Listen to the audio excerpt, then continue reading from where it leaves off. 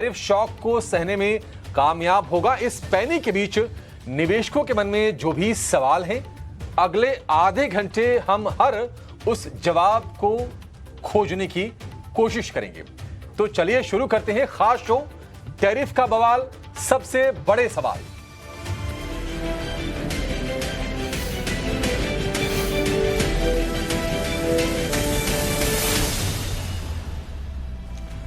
तो टैरिफ का बवाल, सबसे बड़े सवाल। इस खास शो में हमारे साथ हैं बाजार के दो धुरंधर जिनको आप ईटी नाउ स्वदेश पर लगातार सुनते हैं, उनकी सलाह पर अमल करके आप पैसे बनाते हैं। और ये वो धुरंधर हैं जो म्यूचुअल फंड के निवेशकों की नब्ज समझते हैं, जो बाजार के बड़े जो इन्वेस्टर हैं उनके बारे में भी जानकारी रखते हैं। और हमारे साथ शो में जुड़ गए हैं ट्रस्ट म्यूचुअल फंड के सीआईओ मिहिर वोरा और पाइपर सेरिका के फाउंडर और एमडी अभय अग्रवाल।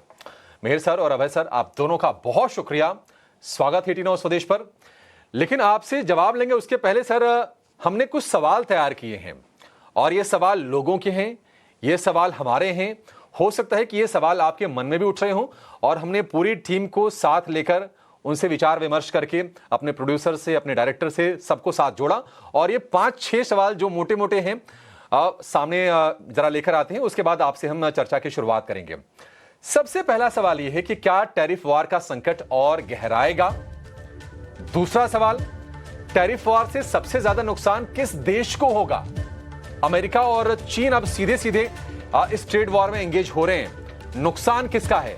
क्योंकि अमेरिकी निवेशक भी नुकसान झेल रहे हैं, टैरिफ ट्रंप लगा रहे हैं। तीसरा सवाल यह है कि क्या अमेरिका और चीन के बीच ये जो अब गुत्थम गुत्थी चल रही है टैरिफ के मोर्चे पर कि 34% अमेरिका ने लगाया, फिर 34% बराबरी का चीन ने लगाया, रिटेलिएटरी टैरिफ इसे कहते हैं, और क्या इसका फायदा भारत को होगा? यह सवाल भी लोगों के मन में उठ रहा है। चौथा सवाल कि क्या उन शेयरों से दूर हो जाएं, उन कंपनी से दूर हो जाएं जिनका एक्सपोर्ट पर निर्भरता, जिनकी डिपेंडेंस काफी ज्यादा है, और घरेलू खपत वाली जो कंपनीज हैं उन पर फोकस बढ़ाएं। यह हमारा है चौथा सवाल। और पांचवा सवाल तमाम लोगों के मन में अब उठ रहा होगा। जो नुकसान झेल रहे होंगे वो तो खैर सिर पीट रहे होंगे, लेकिन जो अभी साइडलाइन पर बैठेंगे वो ये सबसे पूछ रहे होंगे, अपने जो भी बाजार की थोड़ी बहुत जो समझ रखता है, कि क्या गिरावट में खरीदारी करने का मौका आ गया है या फिर अभी आगे पैनिक बटन ऐसे दबा रहेगा, अभी दूर रहना है। ये 5 सवालों के इर्द गिर्द इस शो में हम चर्चा आज करने वाले हैं। तमाम आंकड़े भी होंगे, आंकड़ों को भी हम सही पर्सपेक्टिव में रख के अपने एक्सपर्ट से उनके जवाब लेने की कोशिश करेंगे। लेकिन सबसे पहले मिहिर सर आपसे शुरू कर लेते हैं। आप एक बार जरा ये बता दीजिए, आप म्यूचुअल फंड में मैनेज करते हैं सर, बड़े फंड मैनेजर हैं, ये जो गिरावट बाजार की आ रही है इसमें क्या फंड्स डिप्लॉय किए जा रहे हैं या फिर जो निवेशक हैं उनकी तरफ से रिडेम्पशन को लेकर क्वेरीज आ रहे हैं? जरा ये बताइए आप, उसके बाद अपने सवालों पर हम आ जाएंगे। नमस्कार अभिषेक। देखिए, रिडेम्पशन का तो आई थिंक ये क्वेश्चन आई डोंट नो सब लोग पूछते रहते हैं हमेशा। 20 साल की हिस्ट्री में हमने देखा है कि म्यूचुअल फंड में, इक्विटीज में खास करके पैनिक रिडेम्पशन हमने देखे नहीं है फ्रैंकली स्पीकिंग। फिर भी बार बार ये क्वेश्चन पूछा जाता है, तो क्लियरली मैं कहूंगा ऐसी कोई प्रेशर नहीं है, एटलीस्ट हमारे फंड में तो नहीं है, और मुझे नहीं लगता है कि इंडस्ट्री लेवल पे भी ऐसी कोई इश्यू आनी चाहिए। SIP फ्लोज वगैरह जो है, सिस्टमेटिक फ्लोज आते हैं, और हमने देखा है कि अपॉर्चुनिस्टिकली जो 2-3 सोर्सेज और भी होते हैं कि एक तो एक सेट ऑफ इन्वेस्टर्स होता है जो अपॉर्चुनिस्टिकली भी बाय करता है depending on the correction level, severity of the correction, और second is mutual fund themselves also have cash. Mutual fund 3, 5, 7, 10% cash तो रखते ही हमेशा at all points in time. तो रिडेम्पशन अगर आती भी है तो उसमें से always you can pay back. तो आई थिंक वो तो एक क्वेश्चन मेरे ख्याल से साइड में रहेगा। रही बात हमारी स्ट्रैटेजी की, हम कुछ ज्यादा नहीं कर रहे हैं ऐसे माहौल में फ्रैंकली। जो डिपेंडिंग ऑन द फंड हमारे पास 4-5 से लेके 8-10% जो कैश है वो धीरे धीरे करके हम डिप्लॉय करेंगे। आज ऐसी कोई बड़ी खरीदारी करने का वो माहौल नहीं, because there are so many moving parts. तो मेरे ख्याल से एक the stocks that you own are already down 3, 4, 5, 7%, and हम स्विच करें तो कहाँ से करें? क्या ये हम सारे जो सिक्लिकल्स हैं वो बेच के डिफेंसिव में चले जाए? ऐसा इतना जल्दी शिफ्ट होता नहीं है। तो ऐसी मार्केट में बेसिकली बहुत शार्पली स्टॉक्स को ऑब्जर्व करना है, और जहां आपने हमको लगता है कि कोई पर्टिकुलर सेक्टर या पर्टिकुलर सेगमेंट या पर्टिकुलर स्टॉक में कुछ ज्यादा ही नेगेटिविटी डिस्काउंट हो रही है, वहां पे हम निबलिंग कर सकते हैं।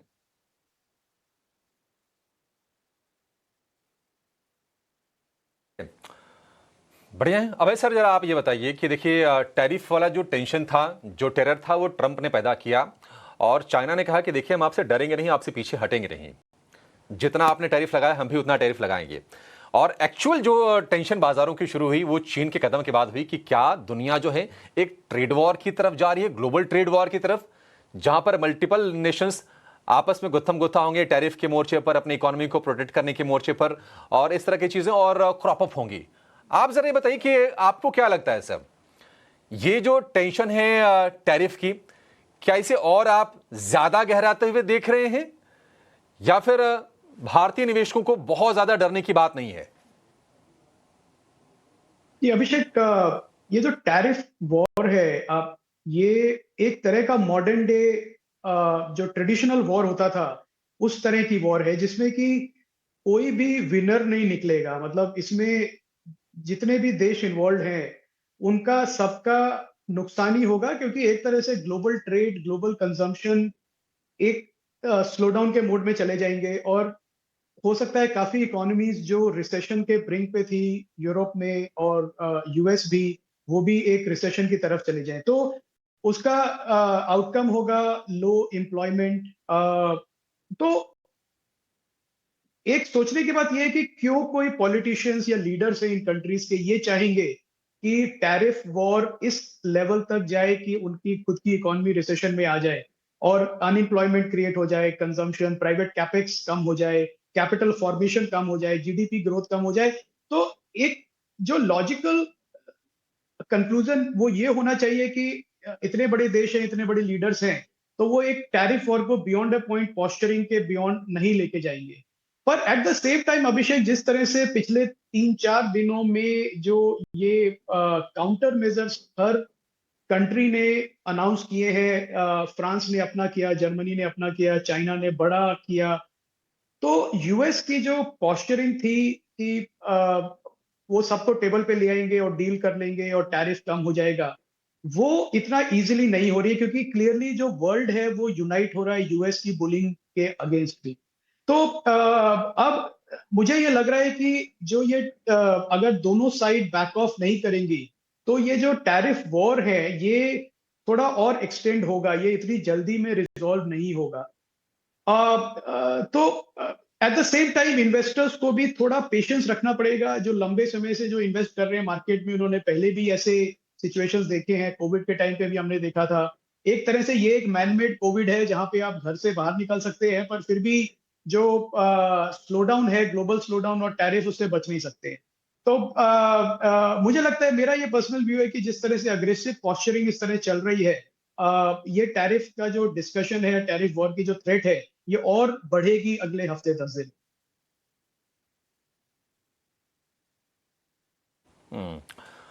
अगले हफ्ते 10 दिन तक मान लीजिए, अगर ये टैरिफ अब सर मतलब ये टेंशन बढ़ती है और जैसे एक दिन में बाजार में 5% अगर साफ हो रहे हैं, तो क्या ये बेहतर नहीं होगा कि पेशेंस दिखाने के बजाय एक बार एग्जिट ले लें और बढ़िया वैल्यूएशन और नीचे के स्तर, और कम से कम इस तनाव से कम 10 दिन दूर रह लें, एग्जिट कर ले बाजार से, या फिर निवेशित रहें? ये भी लोगों के मन में सवाल है। ये देखिए, और मिहिर मेरे दोस्त हैं, वो भी काफी समय से मार्केट में हैं और उनका भी व्यू यही होगा अगर आप उनसे भी पूछें कि अगर आप एक लॉन्ग टर्म इन्वेस्टर हैं तो इक्विटी एक इन्वेस्टमेंट, एक सेविंग की तरह है आपको, और उसको पोर्टफोलियो को ज्यादा टैक्टिकली छेड़ना नहीं चाहिए। अगर आप ओवर एलोकेटेड है, अगर आप ट्रेडिंग कर रहे थे, तो मैं ये कहूंगा कि ये ट्रेडिंग का मार्केट नहीं है, क्योंकि विप्सॉ बहुत फास्ट होगा, न्यूज बेस्ड। कुछ पॉजिटिव न्यूज आई तो सडनली रिवर्सल होगा, कोई और खराब खबर आई तो मार्केट और नीचे जाएगा। मार्जिन कॉल्स जो ग्लोबल लेवल पे हम देख रहे हैं पिछले फ्राइडे से, इंडिया में मार्जिन कॉल्स हमने देखी है, अब ये ग्लोबल मार्जिन कॉल्स हैं हेज फंड्स के ऊपर। तो वो जब वो आती हैं तो फिर मार्केट किसी भी लेवल तक जा सकता है। तो उसमें ज्यादा देख के डेली बेसिस पे परेशान होने से बजाय, या उसको टाइम करने की बजाय, जो आपका कोर पोर्टफोलियो है, मैं ये कहूंगा उसको ज्यादा ना छेड़ें। अगर ओवर एलोकेटेड है तो थोड़ा एलोकेशन आप कम कर सकते हैं, पर कोर पोर्टफोलियो को बिल्कुल भी मार्केट लेवल्स को देख के ना छेड़िए।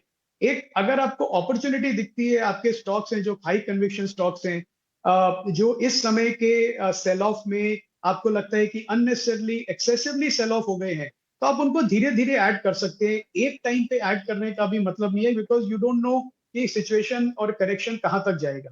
तो मेरी एडवाइस हमेशा यही रहेगी कि मार्केट में उतार चढ़ाव हमेशा आते रहेंगे। ये जो एक सेल ऑफ है, ये एक टेक्निकल सेल ऑफ है, स्पेशली फॉर इंडियन इन्वेस्टर्स। हमारा कोई ग्लोबल ट्रेड में इतना एक्सपोजर नहीं है कि हमारी इंडस्ट्रीज को बड़ा कोई नुकसान होगा, बल्कि फायदा होगा। मुझे लगता है कि जैसे आपने एक सवाल पूछा था कि क्या फायदा होगा, मुझे लगता है बिल्कुल फायदा होगा, और एक मौका है हमारे देश के लिए कि अपना डोमेस्टिक कंजम्पशन को वापस लाइन पे लाएं और उस पर फोकस करें। तो मेरी सलाह यह है कि बिल्कुल भी पैनिक सेलिंग ना करें। मार्केट में प्रेशर रहेगा, उसको इग्नोर करें और उसको अपॉर्चुनिटी की तरह यूज करें।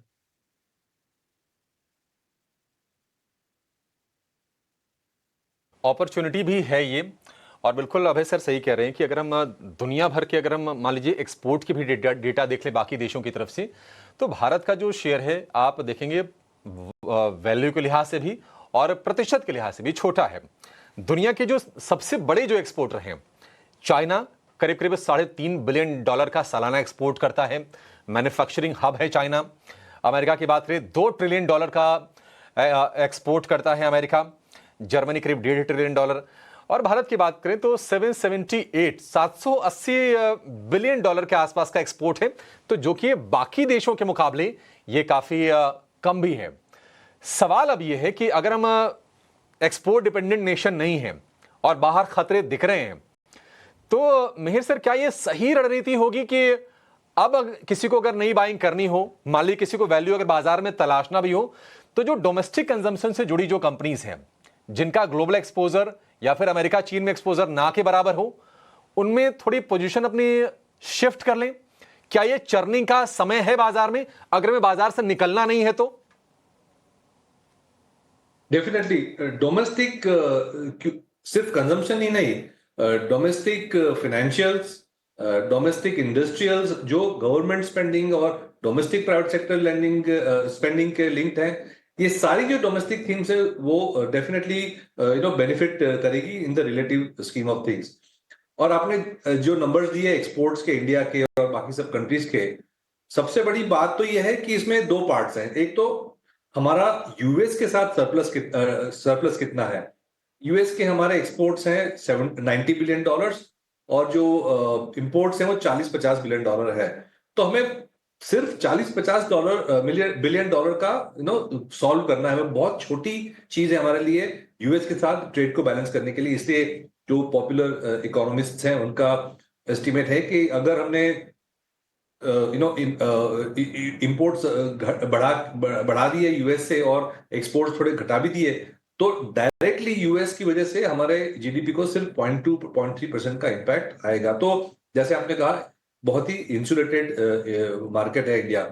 बट उससे भी बड़ी पॉजिटिव ये चीज है कि कमोडिटीज के प्राइसेस नीचे आ रहे हैं। तो हमारे जो सबसे बड़े पेट्रोलियम का जो बिल है, हमारा ऑयल इंपोर्ट का बिल है, उसमें हमें बहुत ज्यादा फायदा होगा। तो मेरे ख्याल से काफी मूविंग पार्ट्स हैं इसमें। एक ही साइड नहीं देखना चाहिए कि एक्सपोर्ट्स में ही नुकसान होगा, इंपोर्ट्स में भी हमें फायदा भी हो रहा है। तो एक होलिस्टिक पिक्चर लेके हमें चलाना चाहिए।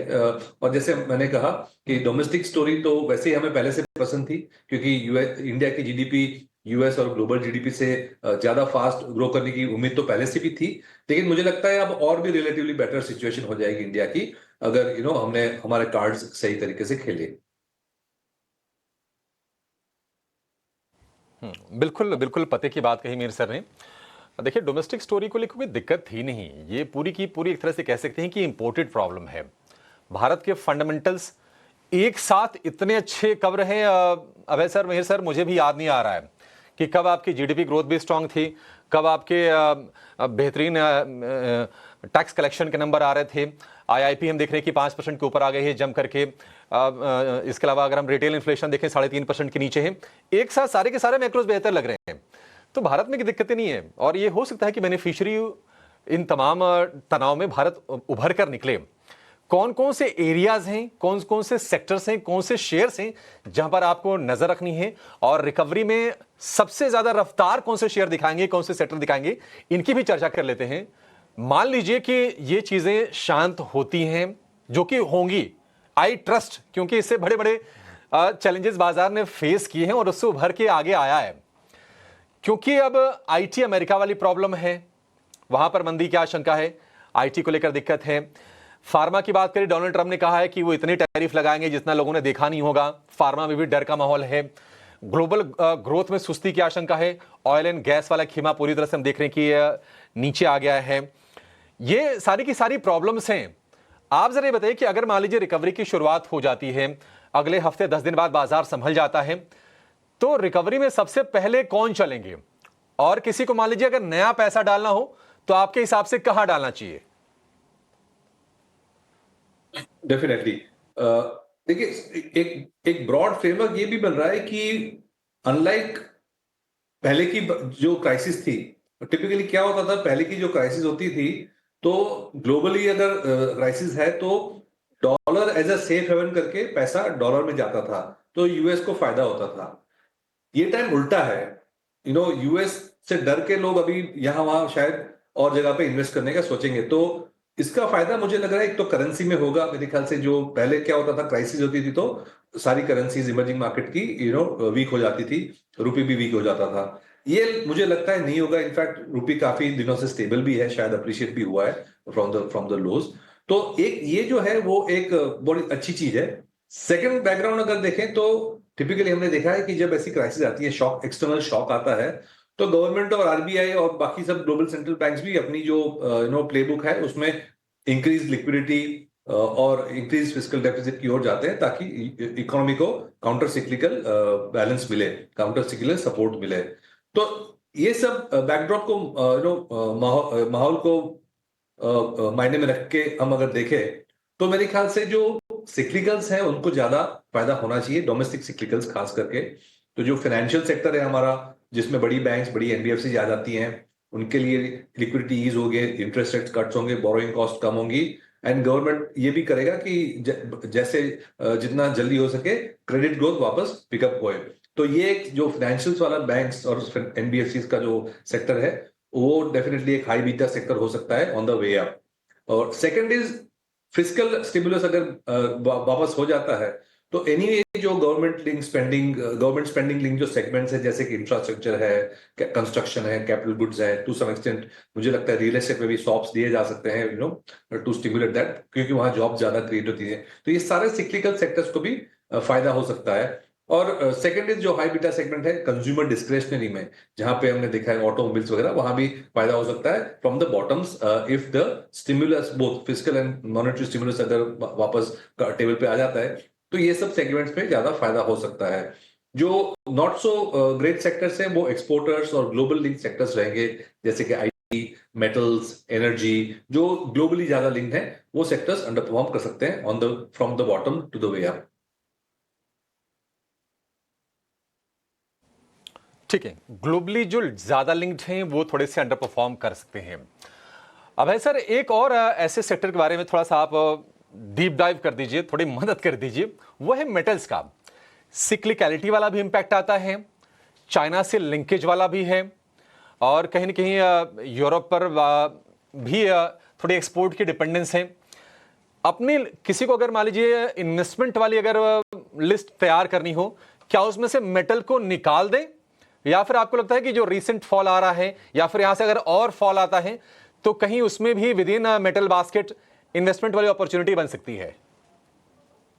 जी अभिषेक, जो भी डेटा हमने देखा ओवर द वीकेंड, उसमें एक चीज ये देखने को मिली कि जो मेटल्स हैं, नॉन फेरस मेटल स्पेशली, और ब्रॉडली जो कमोडिटी बास्केट है, उसमें एक जो सेल ऑफ आया है और जो चल रहा है, वो इस रीजन से है क्योंकि काफी जो फाइनेंशियल इन्वेस्टमेंट था ग्लोबल कमोडिटीज में, हेज फंड्स का, वो ऑलमोस्ट एट क्राइसिस लेवल अभी लिक्विडेट हो रहा है, क्योंकि मार्जिन कॉल्स हैं हेज फंड्स की। तो इसकी वजह से हम देख रहे हैं काफी प्रेशर मेटल्स पे, मेटल स्टॉक्स पे ना। अब इसमें दो चीजें हैं अभिषेक। एक तो जो मेटल के प्राइसेस हैं ग्लोबल मार्केट में जो ट्रेड करते हैं, वो एक फाइनेंशियल कमोडिटी की तरह, क्योंकि काफी हेज फंड्स हैं जो जो यूज नहीं करते हैं उसको, पर यूजर्स नहीं है, पर वो एक एज ए फाइनेंशियल इन्वेस्टमेंट उनको लेते हैं। और जब वो अनवाइंड होता है तो वो मेटल के प्राइसेस काफी शार्पली कट होते हैं। और जब वो कट होते हैं तो जो मेटल स्टॉक्स हैं जिसकी आपने बात करी आज, जैसे मेटल स्टॉक्स पिछले फ्राइडे को भी गिरे, आज भी काफी प्रेशर में है स्टील के स्टॉक्स। तो ये प्रेशर जो है एक अपॉर्चुनिटी दे रहा है इन्वेस्टर्स को अच्छी कंपनीज में, मेटल कंपनीज में, कमोडिटी कंपनीज में इन्वेस्ट करने का, इंडियन कंपनीज में, क्योंकि ये जो ओवरसोल्ड मेटल है एट इंटरनेशनल लेवल वो डेफिनेटली रिकवर करेंगे, क्योंकि एक शार्प सेल ऑफ आया है because of unwinding of positions. पर ये वापस इसमें बाइंग होगी और ये स्टॉक्स आपको एक अच्छी अपॉर्चुनिटी देंगे। मुझे बिल्कुल भी ये नहीं लगता है कि जो सेल ऑफ हुआ है मेटल्स में ग्लोबली वो इसलिए हुआ है कि एक कंजम्पशन में इतना फॉल कोई एक्सपेक्ट कर रहा है ग्लोबल कंजम्पशन का इस समय। तो एक अपॉर्चुनिटी है डेफिनेटली इन्वेस्टर्स के पास, अच्छी मेटल कंपनीज, मेटल इंडेक्स को भी अगर ऐड करना चाहें अपने पोर्टफोलियो में इस समय, तो मुझे लगता है कि इसमें अच्छी रिकवरी आएगी जैसे ये टैरिफ वॉर का डिस्कशन अनवाइंड होगा। ठीक है, रिकवरी उसमें भी आ सकती है, आपके लिए वैल्यू बाइंग के मौके बन सकते हैं। एक आखिरी सवाल, वैसे समय तो बहुत कम है मेहर सर, लेकिन एक और चीज़ है, देखिए अमेरिका में इकोनॉमी मंदी में जा सकती है, ऐसा यूएस फेड ने भी आगाह कर दिया है। डोनाल्ड ट्रंप अब धमकी देने वाले मूड में आ गए हैं कि नहीं आप पॉलिटिक्स मत कीजिए, आप रेट काटिए। उनकी चिंताएं अलग हैं कि अगर इन्फ्लेशन ऊपर जाता है और ग्रोथ को सुस्त करता है तो फिर उसमें रेट घटाएं कैसे। ये जद्दोजहद वहाँ चल रही है। कुछ और भी चीज़ें हो रही हैं, डॉलर इंडेक्स घट के 102 का हो गया। यूएस में अगर हम 10 ईयर के बॉन्ड यील्ड की बात करें तो वो 3.95% के आसपास आ गई, 4% के नीचे आ गई। तो ये सारे वहाँ के नेगेटिव चीज़ें हैं। एफआईज को लेकर जरा आपका अपना सेंस बताइए मेहर सर। ये एफआईज थोड़े से रूखे रहे हैं, 6 दिन की बाइंग किए, फिर से 5 दिन की सेलिंग आ गई। लेकिन अगर ये तनाव बढ़ता है ग्लोबली, क्या कम से कम एफआईज का हॉट मनी भारत का पसंदीदा डेस्टिनेशन बनेगा? एफआईज के पैसे आएंगे भारत में? डेफिनेटली आएंगे, लेकिन उसके लिए माहौल को थोड़ा स्टेबलाइज होना पड़ेगा। इतनी वॉलेटिलिटी में तो टिपिकली कोई सडनली बड़े बड़े कॉल्स एसेट एलोकेशन के लेते नहीं। लेकिन मेरे ख्याल से एंड गेम इसका यही है कि for all other markets except the US there is a case के इंटरेस्ट रेट्स और लिक्विडिटी को इजी करें। क्योंकि जो इन्फ्लेशन की जो डर है अब यूएस में ज्यादा है, बाकी सब जगह कम है, क्योंकि यूएस में टैरिफ्स बढ़ेंगे, इंपोर्ट प्राइसेस बढ़ेंगे, वहां पे सप्लाई तो है नहीं, तो उनके जो लोकल प्राइसेस हैं वो बहुत बढ़ सकते हैं, इन्फ्लेशन स्केयर वहां पे बहुत बड़ा हो सकता है। ऑन द अदर हैंड बाकी सब मार्केट अगर एक्सपोर्ट्स कम कर पाएंगे यूएस को तो ग्लट हो जाएगा, एक्सेस सप्लाई हो जाएगी, तो बाकी सब जगह जो है वो इन्फ्लेशन कम होगी। तो मेरे ख्याल से rest of the world including India के लिए जो रेट कट और मॉनेटरी ईजिंग का जो माहौल बन रहा है वो अच्छी तरह से बन रहा है। तो इसमें मेरे ख्याल से लोकल पैसा भी आ सकता है apart from the global situation. एक सबसे बड़ी बात अगर मैं कहूं तो ये है कि 70% of the world's weightage in equities is in the US, और यूएस ने जो जिस तरह से सेल्फ गोल किया है, तो मुझे नहीं लगता है कि लोगों को अभी डिवर्सिफिकेशन करने का के अलावा कोई चॉइस है। तो अगर यूएस जो 70% पैसा वहां जो लगा हुआ है, वहां से 3, 4, 5% भी अगर बाकी सब मार्केट्स में मूव करता है, तो ये एक बहुत बड़ा एसेट एलोकेशन हो सकता है for China, for Europe, for India. जी जी बिल्कुल। तो बाजार में हो सकता है कि थोड़ा सा डर अभी बना रहे, बस इस डर के बीच में भी आपको मौकों पर नजर रखनी है। भारत वेल प्लेस्ड है। अगर आप बाकी दुनिया से देखेंगे, अमेरिका के मुकाबले हो सकता है कि जो मजबूत भारत के फंडामेंटल्स हैं वो एफआईज को थोड़े लालच भी थे अपनी तरफ आकर्षित करने को लेकर। लेकिन यह है कि जो भी बड़े सवाल हैं उस पर बहुत ही बारीकी से, बहुत ही अच्छे से हमारे दोनों के दोनों एक्सपर्ट्स हैं, जिनको कि दशकों का अनुभव है बाजार को ट्रैक करने का और देश के करोड़ों निवेश